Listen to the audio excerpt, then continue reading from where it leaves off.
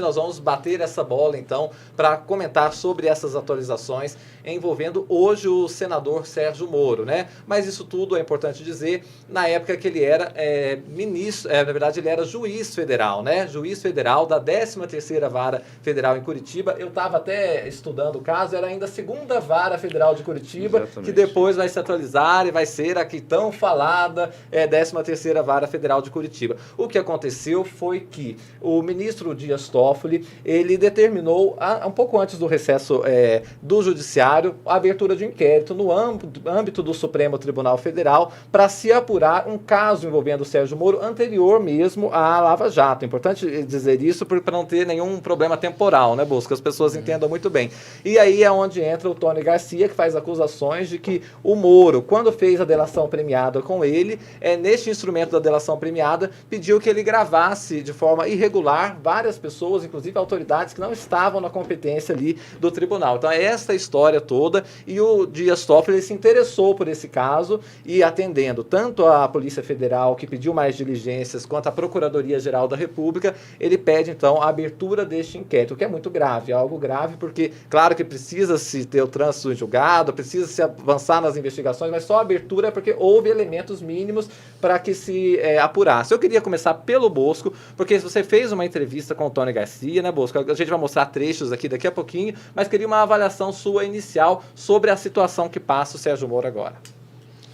Bom, o Moro hoje é um contexto, né? Ele, não só essa questão que é preliminar à Lava Jato, mas muita gente chama de embrião da Lava Jato, porque há uma semelhança no processo, né?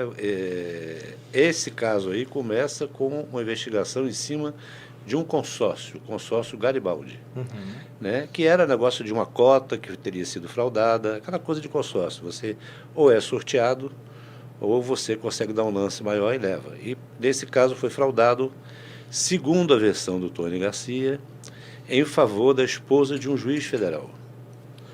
E então que o Sérgio Moro fez tudo isso na versão dele, para tirar o juiz de cena, poupá-lo e encontrar um bode expiatório no próprio consórcio. Depois ele vai dar detalhes aí e tal. Mas hoje a conjuntura do Sérgio Moro é muito ruim, porque ao lado disso, ele também está com o processo de cassação dele em curso. E não há nenhum político que eu tenha falado nos últimos tempos que não tenha absolutamente certeza de que ele será cassado. Inclusive no partido dele. Possivelmente, evidentemente que todo esse contexto da Lava Jato, independente do mérito, ele separou completamente o Sérgio Moro do universo político, porque o slogan da Lava Jato era que a política não prestava. Então, independentemente de quem foi preso ou foi processado, todos foram jogados no mesmo balde de político não presta. E isso hoje custa a ele um isolamento dentro do Congresso. E agora também ele vai ter aí mais gente pedindo suspeição, acho que mais tarde você vai falar disso. É verdade, né? Sim. Então, o relato do Tony Garcia é o relato que vocês vão ter a oportunidade de ver aqui, impressionante, do seguinte ponto de vista: ele é categórico, ele demonstra muita segurança no que está dizendo, né? Conta a história toda, não revela apenas aquilo que está sob sigilo nos autos.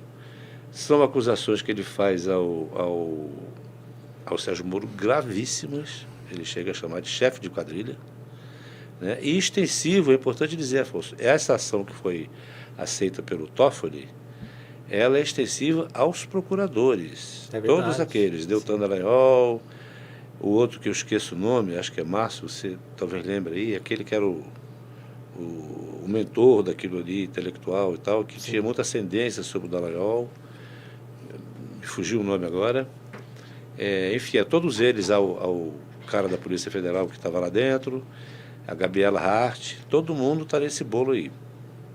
E eu achei que a veemência dele, a ênfase que ele dá nesses pontos todos, contrasta muito com a atitude mais, digamos, lacônica do Sérgio Moro, né? Ele repete essa nota dele de 4 ou 5 linhas há meses, né?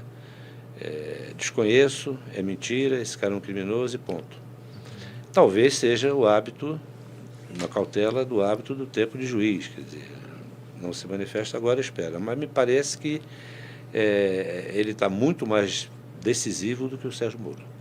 Igor, a gente fica pensando um pouco sobre essa história, fala, gente, mas isso aconteceu há tanto tempo, por que veio à tona com tanta força agora? O que mudou de lá para cá? E o próprio Tony Garcia fala que isso ficou a 7 chaves na 13ª Vara de Curitiba e que agora que como o Supremo está tocando o caso, não tem como mais não vir isso à tona. Então, por isso, estamos falando deste caso que se passou muito antes de pensar em Lava Jato, por exemplo, né? Mas vem aí num processo, né, de revisionismo da Lava Jato que já começou aí há uns 2, 3 anos, eu acho, né? Acho que um pouco mais. E aí, com a chegada do Lula ao poder, você vê também ali uma disposição também do Supremo, né? Teve também um pouco ali do Aras, né? Do Augusto Aras, que mesmo era governo Bolsonaro, ele também tinha ali, né, as críticas dele à Lava Jato, isso contribuiu muito. E veio nessa esteira do revisionismo da Lava Jato, né? O próprio Dias Toffoli também vale ressaltar, ele tem feito alguns movimentos ali, tirando a questão da decisão jurídica à parte, mas puxando um pouco para a política. O Toffoli vem tentando fazer ali diversos movimentos em direção ao próprio ex-presidente, ao próprio presidente Lula, né? De quem ele se afastou, né? É sabido que Lula tem uma certa mágoa do Toffoli ali, porque o Toffoli não autorizou ele a ir para o enterro, né, do irmão dele, o Vavá, quando morreu. Isso chateou muito o Lula, e desde que o Lula voltou ao poder, o Toffoli tem feito uma série de acenos aí, numa tentativa de reconstrução das pontes com o Palácio do Planalto, mais especificamente com o presidente Lula, que foi quem indicou ele para a Suprema Corte, né, nos outros mandatos do Lula. Agora, a situação do Moro ela é muito complicada mesmo. Vale ressaltar que hoje você tem ali o PL, que é o partido do Bolsonaro, e o PT juntos, né, são ações separadas, mas estão juntos num só objetivo, que é fazer o Moro, tentar fazer a cassação de Sérgio Moro por meio da justiça eleitoral, né? Eles alegam que durante a campanha do ano passado, Sérgio Moro cometeu abuso de poder econômico e também corrupção na campanha dele. Esse processo aí deve andar ainda nesse primeiro semestre desse ano, então isso complica ainda mais a situação do Sérgio Moro, que já é uma figura que não tem, né, muitas, embora tenha sido eleito ali pelo Paraná, mas não é uma pessoa de um traquejo político, ele não tem um relacionamento político, embora ele também esteja num grande partido, que é o União Brasil, né, mas nem no próprio partido dele ele tem esse apoio. E no União Brasil que ele entrou para disputar o Senado, mas se filiou naquela passagem relâmpago pelo Podemos, gerou também muito desentendimento ali, foi uma situação muito complicada o que se passou ali naquela troca rápida de partido. Eu queria te fazer uma pergunta também, André, sobre essa questão do caso hoje estar no Supremo Tribunal Federal, porque mesmo sendo antigo, não vai ter nenhuma forma de não ter interesse nesse caso. Vai seguir isso, as apurações, a gente deve ver novidades em breve, né? Então é o início de uma história que a gente está contando aqui, né? Alguém já disse, desculpe, alguém já disse que nem o passado é conhecido no Brasil, porque o passado se move e você tem vamos dizer assim, uma mania meio stalinista. Você vai mudando a história conforme a sua necessidade. Se a gente voltar um pouco atrás, a Lava Jato desvendou uma série de questões que estão aí. Quer dizer, ninguém disse que aquelas questões lá não aconteceram. Eu acho que é um ponto importante, né? Aquelas questões todas, de lá para cá, surgiram vários problemas. O Deltan Dallagnol foi cassado, o Sérgio Moro vai entrando, digamos, na linha de cassação também. Diversas ações foram retiradas da competência da 13ª Vara, transferir-se a competência de crimes comuns de colarinho branco, para evitar a cassação de parlamentares, né? Considerou-se inconstitucional a condução coercitiva, que vigorava há 80 anos. Enfim, o sistema foi se mexendo, e claramente tinha que buscar um culpado. O culpado é o Sérgio Moro, não tem dúvida. Então, são duas questões. Uma, o que houve, o que foi apurado, sim, ninguém desmentiu. Então, nós temos uma questão aí, que parte do que foi apurado, e foram coisas sérias. Vamos só lembrar uma coisa. Lembra quando a Dilma começou a reclamar que o governo americano estava espionando o governo brasileiro? Uhum. Lembra-se disso? Era essa a questão. Eles tinham as informações todas que foram bater na Lava Jato. Então, algum dia, não sei, daqui a 10, 20, 30 anos, isso tudo da Lava Jato vai aparecer nos papéis lá em Washington. Não? Sim. Isso é uma questão. A segunda é claramente ele é o Cristo que vai ser sacrificado, é o Sérgio Moro. As questões, quer dizer, já naquela... havia uma reação muito grande dos políticos a que se descobrisse isso, a que se levantasse isso. Eu não estou dizendo aqui que ele não fez, que ele não cometeu excesso. Eu não sou jurista para ir além nessa questão. Mas eu acho que aí tem dois assuntos, que é o que foi descoberto. Quem descobriu como Danton, né? Danton, na Revolução Francesa, morreu na guilhotina, porque ele é que denunciava. Ele e Robespierre que denunciavam. Ele é um Danton brasileiro, é um Robespierre, que deve ter cometido várias imprudências ao longo do caminho. Uma é essa que o Bosco trouxe para nós. De maneira que eu acho que a nossa discussão aí tem dois aspectos relevantes. O Sérgio Moro claramente está indo para o cadafalso. Né? Pois é. Mas as questões que foram levantadas da Lava Jato, essas ninguém desmentiu. Pois é. Então, são dois assuntos importantes aí. Não, sem dúvida. É interessante, eu vou chamar o Daniel, porque ele está remotamente com a gente, ele vai poder participar.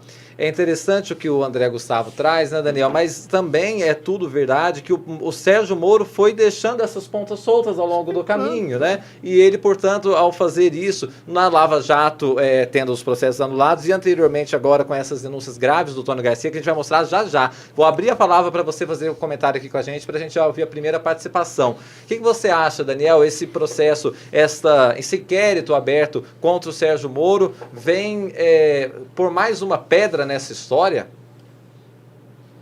Eu penso, Afonso e demais companheiros de mesa, que essa questão da Lava Jato, como bem falou o André, ainda deve ser devidamente exumada a partir dos arquivos de Washington. E todos nos recordamos que chegou um momento, inclusive pré-impeachment da presidente Dilma, que nós tivemos uma situação muito particular, que foi a da descoberta de grampos sobre a presidente da República, e parece dirigidos pela agência americana NSA, e que tiveram um comportamento por parte do governo de absoluta tolerância. Parece que houve apenas alguma reclamação formal do ponto de vista diplomático, mas isso não teve repercussões maiores. E já naquele processo todo, pré-impeachment, nós tivemos o desenrolar da Lava Jato. E qual é o liame, qual é a relação que nós temos entre esse problema, digamos assim, da Lava Jato mais atual, a partir de 2014, e esse problema que denuncia o Tony Garcia agora, que se iniciou em 2004 a partir de um problema relativo a uma empresa que ele dirigia ou que ele tinha alguma relação, que era o consórcio Garibaldi. O liame é que os métodos, a forma de atuação do judiciário, em consonância com a participação, também de forma ilegal, de membros do Ministério Público, levaram a uma reprodução na Lava Jato daqueles métodos anteriores. Eu gostaria até de relembrar a todos que essa decisão do ministro Toffoli, que foi lavrada agora em 19 de dezembro, ela é posterior a uma decisão também recente do próprio ministro Toffoli, que anulou todos os processos e condenações, ou condenações, não me recordo se já haviam, em relação ao ex-governador do Paraná, Beto Richa. Exatamente também levando a efeito em face dessas atuações da Lava Jato de forma totalmente irregular. Me parece que, inclusive, o Tony Garcia também foi um personagem envolvido em relação a essa questão do Beto Richa, que teria até, inclusive, feito gravações com o Beto Richa sobre os aspectos aí que acabaram por culminar, inclusive, na prisão dele, na prisão da esposa, né, que foi um fato bastante impactante aqui no Paraná, se nós nos lembrarmos aqui que o Beto Richa foi governador 2 vezes do estado do Paraná. Me parece que essa questão do Sérgio Moro, para responder de forma objetiva a pergunta feita, ela é uma questão que está nos seus desdobramentos. Nós já temos aqui uma série de processos que vêm sendo anulados no âmbito do Supremo Tribunal Federal, e isso deve continuar a ocorrer, porque me parece que há, a partir do processo de impeachment da Dilma e do desenvolvimento da Lava Jato, que foram mais ou menos concomitantes do ponto de vista histórico, nós tivemos uma coonestação geral da sociedade brasileira com as ilegalidades praticadas pela Lava Jato. Eu, que sou de Curitiba, aqui era algo absolutamente irrefutável quanto ao apoio que a sociedade aqui outorgou ao então juiz Sérgio Moro e também aos procuradores da República. Todavia, isso também contou com a coonestação importante, né, de setores da mídia nacional, grandes redes de televisão, grandes veículos de imprensa da mídia, permitiram e veicularam, como se legal fosse, toda e qualquer ação praticada pelo Sérgio Moro.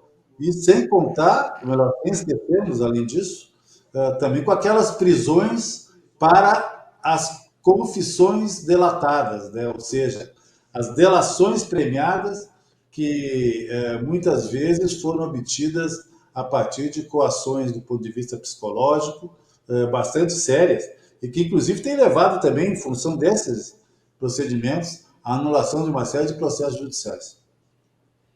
Perfeito, Daniel, obrigado. Eu vou passar a palavra aqui para o Bosco e em seguida a gente já vai mostrar a primeira fala então do Tony Garcia. Bosco. Eu queria só, o Daniel falou ali no Beto Richa. Sim. E uma das acusações que o Tony faz é de que ele foi obrigado a gravar o Beto Richa. Já com base naquela história do Sérgio Moro. Já com base naquela história do Sérgio Moro. Um dos personagens, então, teria sido. Então ele mandou gravar o Beto Richa. As coisas se ligam, então, é isso. E o Beto Richa não tinha nada a ver com o consórcio Garibaldi que deu origem a isso, né? Então a coisa já estava indo. E ele revela também que ele foi obrigado a gravar vários outros personagens que nada tinham a ver com isso, em função do primeiro movimento do Sérgio Moro, que foi tirar o juiz da parada e encontrar um bode expiatório dentro do consórcio. Mas aí, além de fazer isso, segundo o Tony Garcia, ele, além de proteger o juiz e arrumar o bode expiatório, ele começou a usar desse expediente para conseguir conteúdos de outras autoridades que não tinham vínculo com aquele assunto. Era, segundo ele, claramente conteúdos políticos, com que objetivo? Depois ele diz, lá na frente ele começou a perceber, pela evolução, porque ele que recebia missões, tanto do Sérgio Moro quanto dos procuradores. Certo. E aí, lá na frente, ele começa a perceber que a coisa vai indo para o lado político, gravar políticos e gravar assessores de política, etc. Bem, mas isso aqui a gente vai ver. Agora, em função disso, Afonso, eu falei aqui mais cedo que outras suspeições serão pedidas, né? E uma delas já foi, que é do ex-ministro Zé Disseu. Ele pediu, né? Que agora pediu, né, a suspeição do Moro também para ele, para os casos dele, que são, parece que 2 processos, em que ele é acusado também de vários delitos aí e tal, e ele quer para ele a extensão daquilo que o Lula recebeu, ou seja, uma vez suspeito, foi considerado suspeito por Lula, que seja suspeito para os casos dele também. Sim.